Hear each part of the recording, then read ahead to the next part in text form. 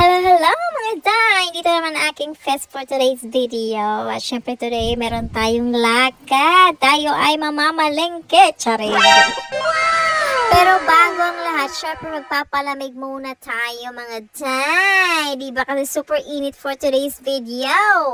Oh, hindi halo-halo. Syempre, dito tayo sa kiwi yogurt. Yan. So, masarap din ito mga day. So, ikaw ang pipili ko anong gusto mo, anong gusto mong toppings, at marami rin silang pagpipilian. So, let's go! Nandito na nga tayo sa loob ng kiwi yogurt mga day. So, yung mga bata kukuha na sila ng cup at pipili sila kung anong gusto nilang flavor. At syempre, hindi tayo magpapahuli. At ang napili ko nga dyan ay birthday cake na ice cream. Inutusan ko nga dyan si Mister na kuhanan ako ng video. Ayan mga diba? Artista ang dating, char. Dito naman tinutulungan ko si Pia kung anong gusto niyang ice cream na flavor. Strawberry flavor naman kay Pia, kay Gina, puro chocolate lahat. Nakakaloka batang to.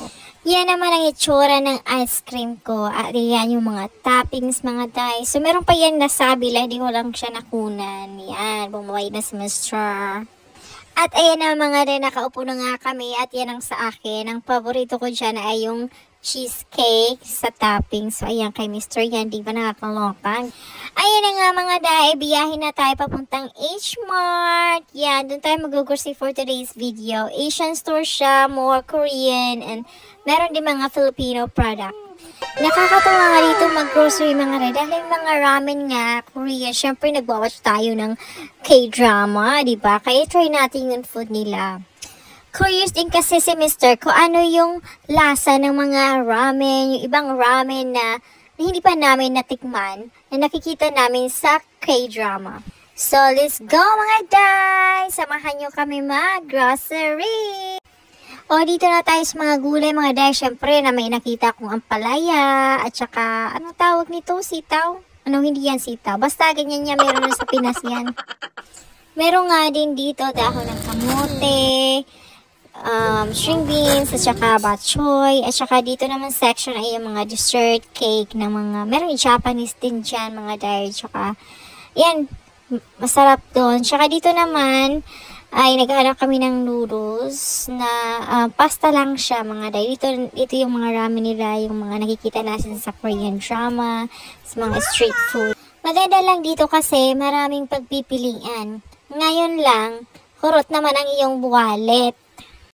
Ito nga, bumili kami ng crabs para sa aming dinner. At ito yung mga fish section nila. Diba, ang ganyan yung mga packaging nila. Diba, nakakaloka. Diba ito, meron sa Pinas? Anong tawag dito? Ang sarap. Ang sarap ito pag prinito. Kaso, ang mahal naman. At ito naman yung mga dry fish nila. Ayan, iba't ibang dry fish. Ito yung mga pwede mong i-grill. Diba, yung mga Korean grill, ganyan-ganyan, chuchu-chuchu. Ito naman shrimp. At yun ang snapper, yun ang nilagay ni Mr. sa bag. At dahil nga super lamig dito sa loob ng store na to, hindi na napigilan ng anak ko na si Gian pagsuot ng jacket ni Mr. So ayan, so ito naman mga day, yung mga meat nila, may chicken, may pork. At ito kumuha rin ako ng Yakult para sa mga bata. At ito nga meron ditong Filipino hotdog. Ito may mga frozen product nila, may mga siomai, parang dumplings, mga ganyan-ganyan. Meron din dahon ng saging nasa fridge. Ito na yung mga noodle section nila.